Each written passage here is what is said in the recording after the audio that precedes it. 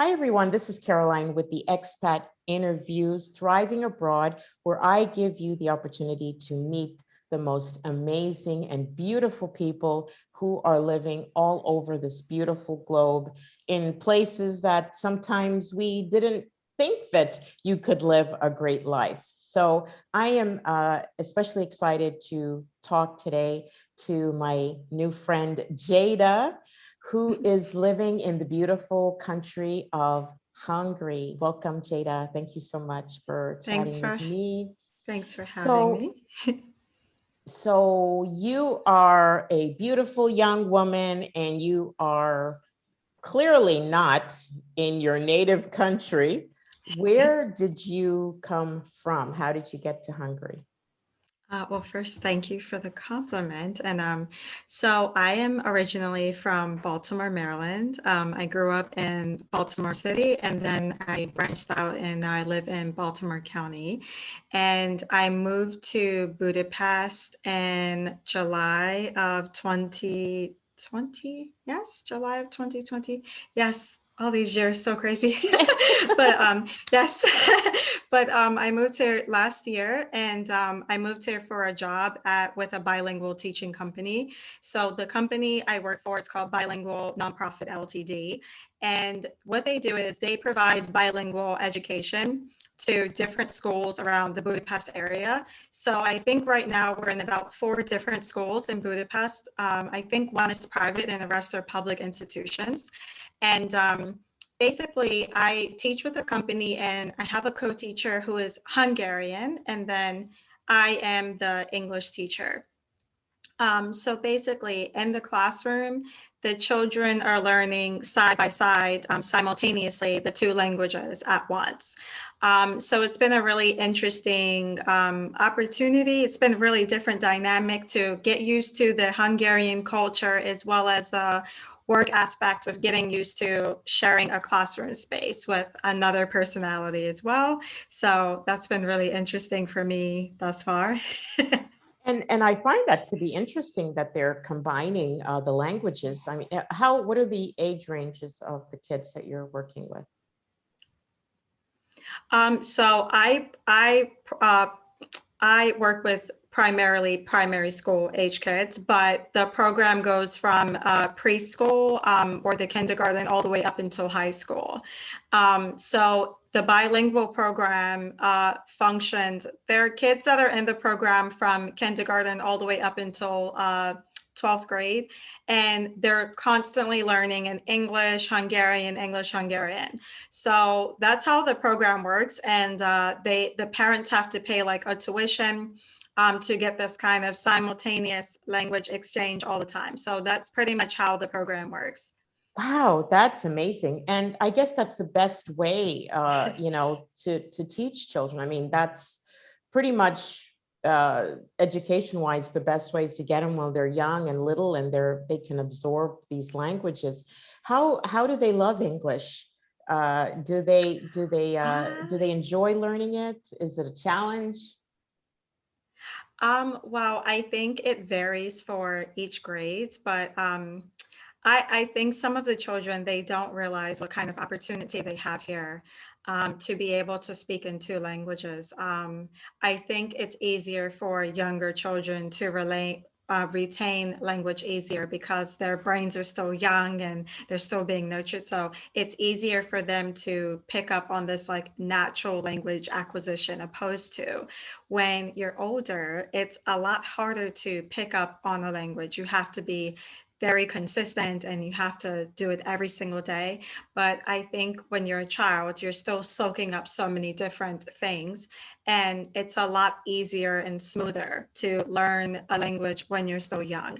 And then also to have it side by side all the time, you can compare the native language to the new language. But I would say for first grade, it's been very challenging because some of the children have already been introduced to English in the kindergarten program. Some of them come from this international families where they've already learned English and they're a bit more fluent than other children, but it's challenging. I think they like it, but I can tell they like speaking in their mother tongue more because that's their natural tongue.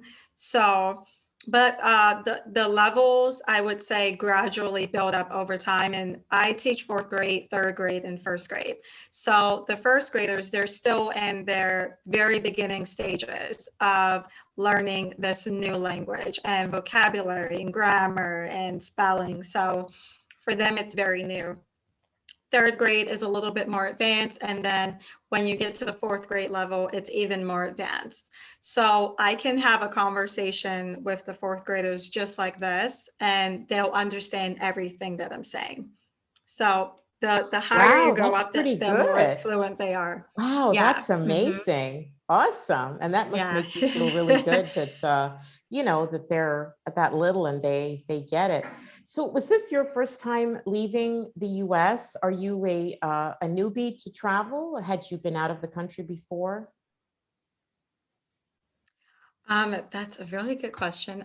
This is actually the third country that I've lived in, but I've been away quite a bit since my early 20s. When I graduated Wait a from minute. You're not in your early undergraduate, 20s? no, not anymore. Not anymore. I actually just turned 30 Wow, last week. congratulations. So I'm, Happy thanks. birthday. I'm out of the 20s. Thank you. I'm Wow. out Well, of the 20s, don't let putting anybody that know. decade behind.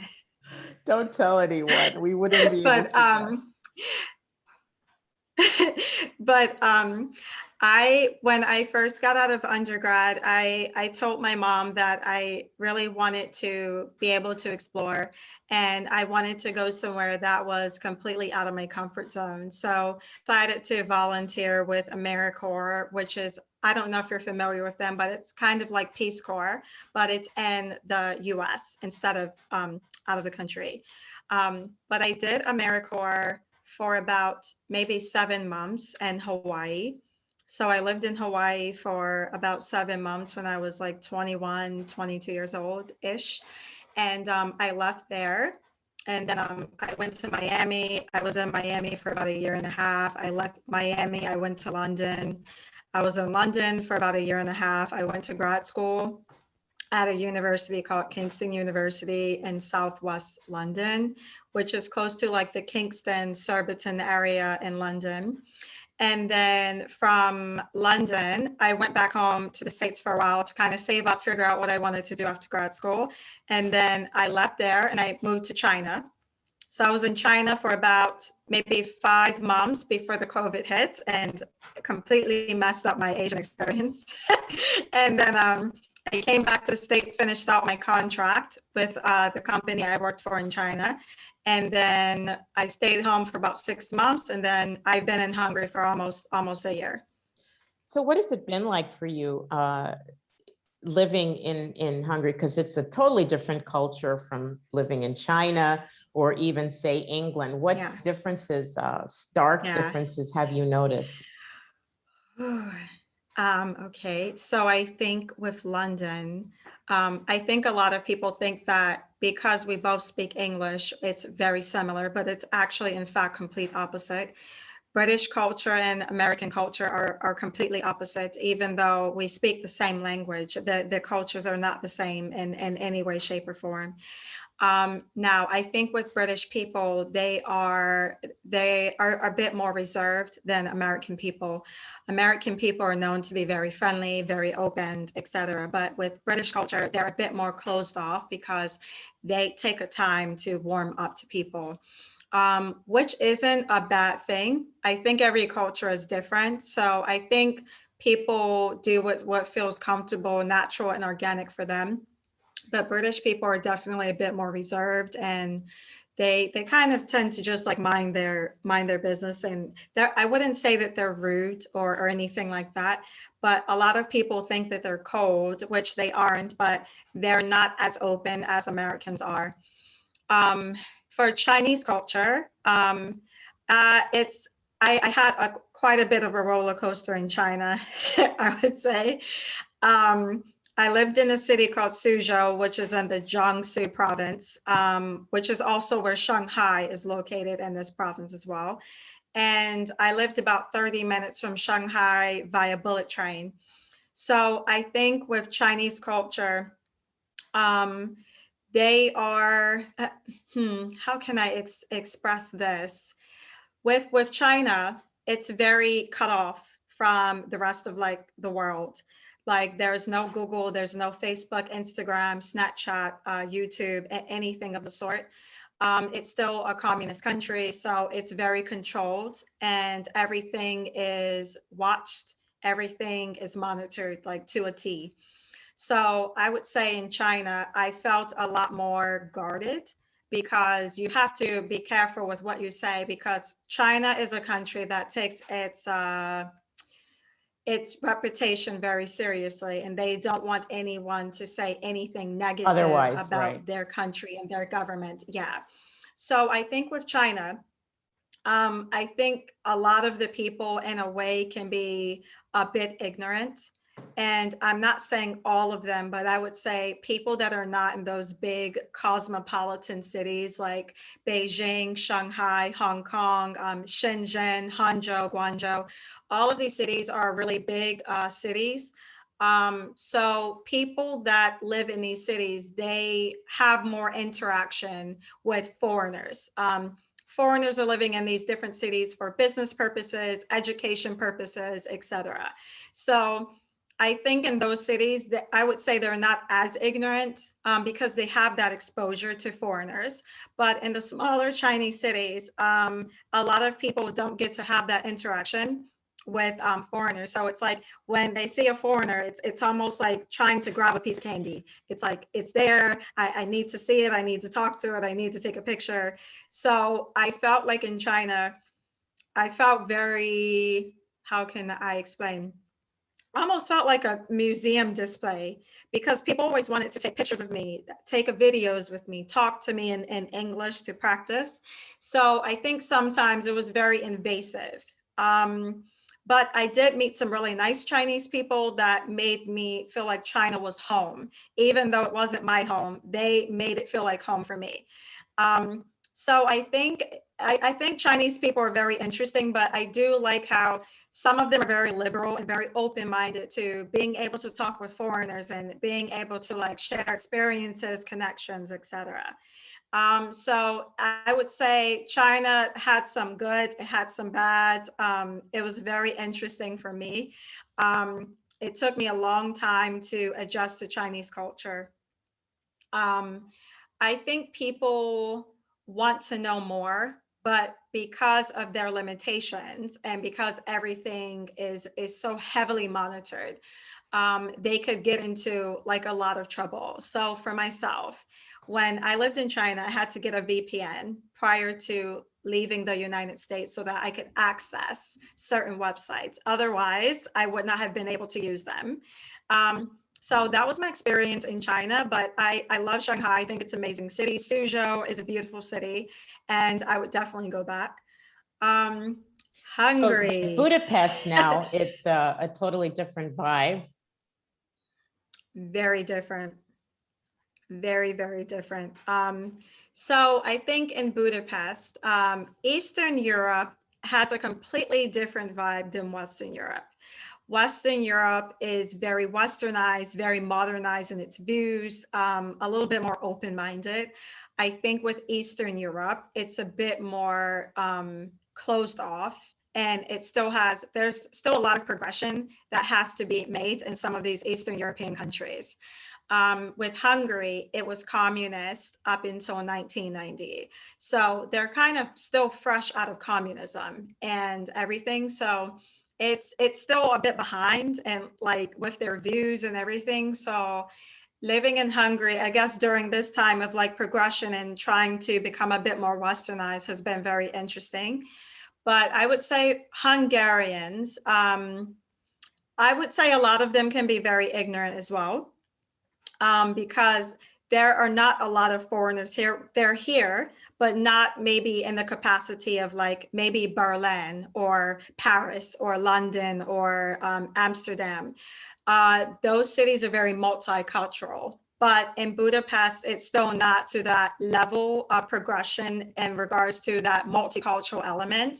So it has a lot of progression to do, but I feel like the people here, I've met some very nice Hungarians, and that's been really rewarding for me to be here and having that relation to be able to connect with locals and have a friendly exchange. I would say in regards to people that I don't really know, they can be racist here. They can be very racist towards Black people. Um, I don't know why that is, but it's just a thing here where they feel like prejudice towards people that are Black or that don't look like them. So that's been a bit of an interesting experience for me. I think the racism in Hungary is the blatant. It's like in your face kind of thing. It's not like hidden or under the table. It's like smacked it in your face. So for me, I think that's been interesting because I just want to be able to learn and grow and learn about everything there is to learn here. So that's something that I have to battle in this country, but I don't like it any less just because that's something that I have to battle being here. But I think rather than leaving and being like, okay, this country's racist or whatever the case may be, I feel like what I'm learning here is greater than some of the ignorant people that I've come across. So I think by the time I leave Budapest, I'll be wiser, I'll be more culturally enriched, and I met some of the greatest children I've met in my entire life. And I'm shaping them to be the best humans that they can be in this world and giving them exposure to what it's like to actually have a Black teacher. So I think for me, that's the most rewarding thing living here and being here. That's the bigger picture. So. I love that. I think that's because, you know, as young children, they haven't yet formed those type of prejudices. They don't understand what that means or what comes with Yes. that.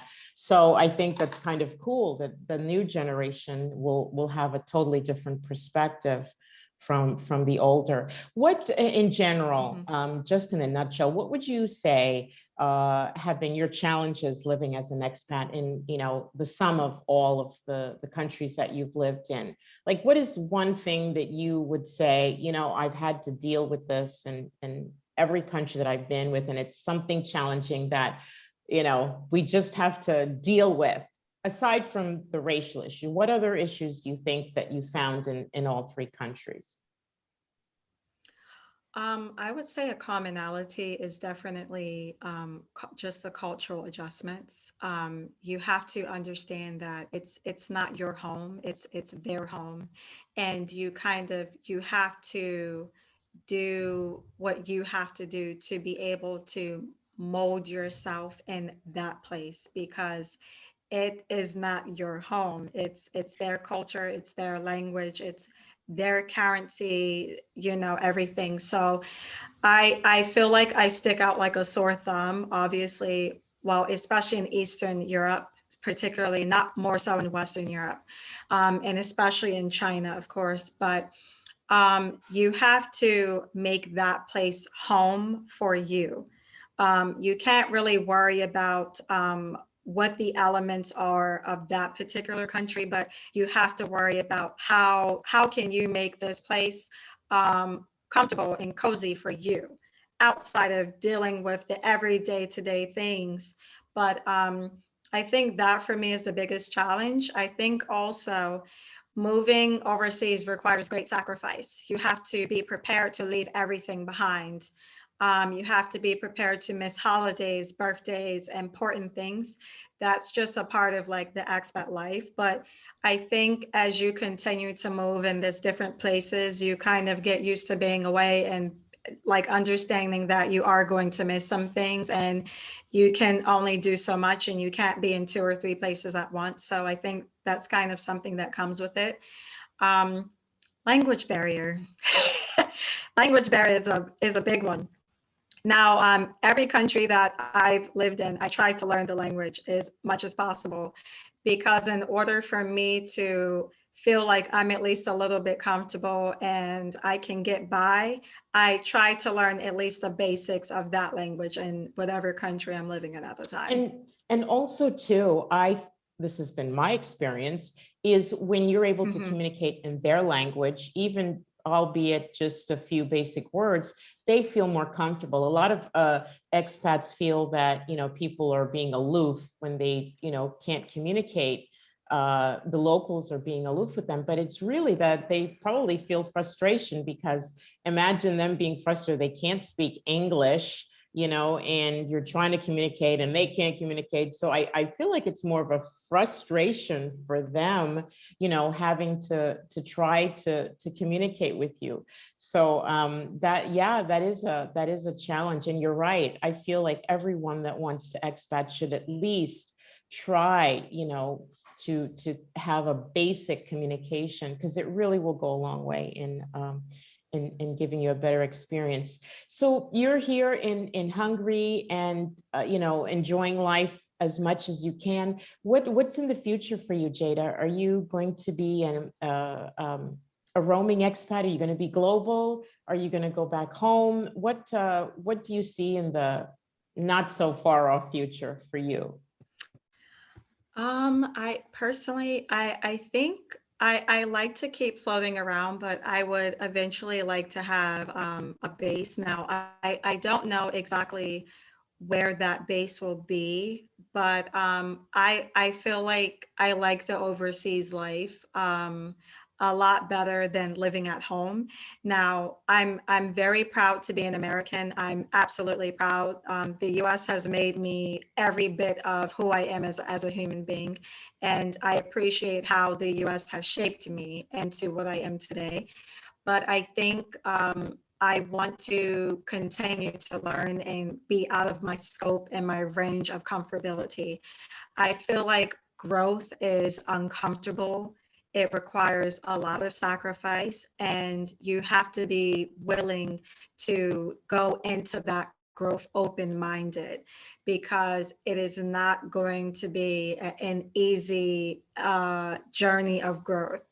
And I think I like the idea of like going to a place and I don't know anything and I'm able to maybe by the end of that year conquer that place, because I put myself in a position to learn the culture, learn the language, learn how to get around, learn the food, and this and that.